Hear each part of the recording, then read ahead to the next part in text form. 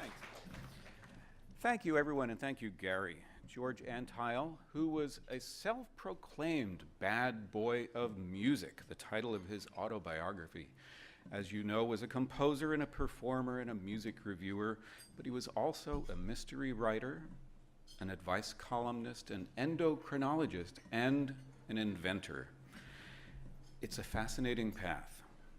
From 16 synchronized player pianos for that soundtrack to the Ballet Mécanique film, an avant-garde experiment that then was connected with Hedy Lamarr's idea into 88 shifting frequencies lining up with the 88 keys of a player piano in the patent that he shared with Hedy Lamarr.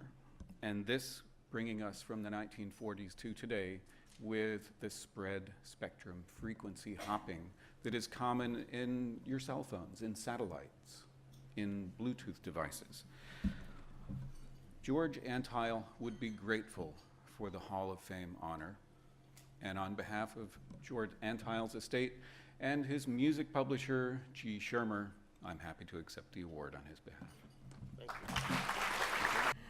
Ed was making fun of me in a room of techies. I hand wrote my notes on a piece of paper here. Good evening. I'm a film producer and I tell stories for a living.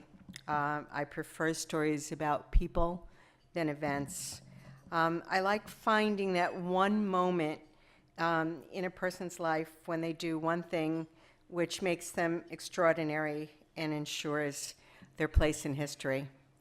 For Hedy, and her name was Hedwig Eva Maria Keisler, better known to you as Hedy Lamarr.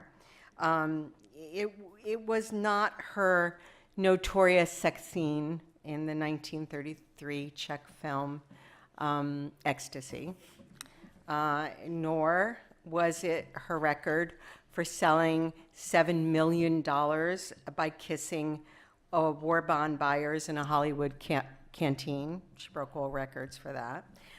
Nor was it being named the most beautiful woman in the world after being made a movie star by MGM honcho Louis B. Mayer.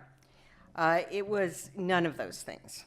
For Hedy, it was a singular invention born from a desire to defeat the Nazis who had occupied her homeland. She and George Antheil patented their secret communication systems in 1942.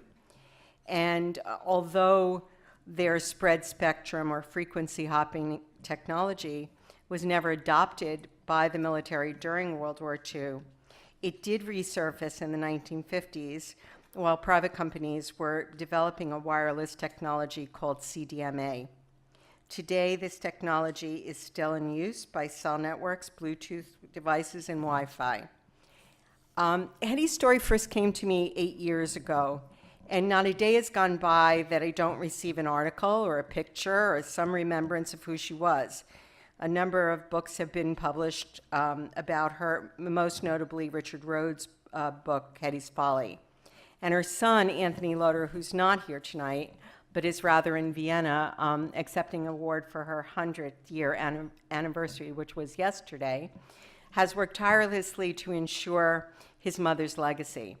So here I stand with Richard's book, a grant from the Alfred P. Sloan Foundation, Anthony's Inexhaustible Archives, and the beautiful Diane Kruger.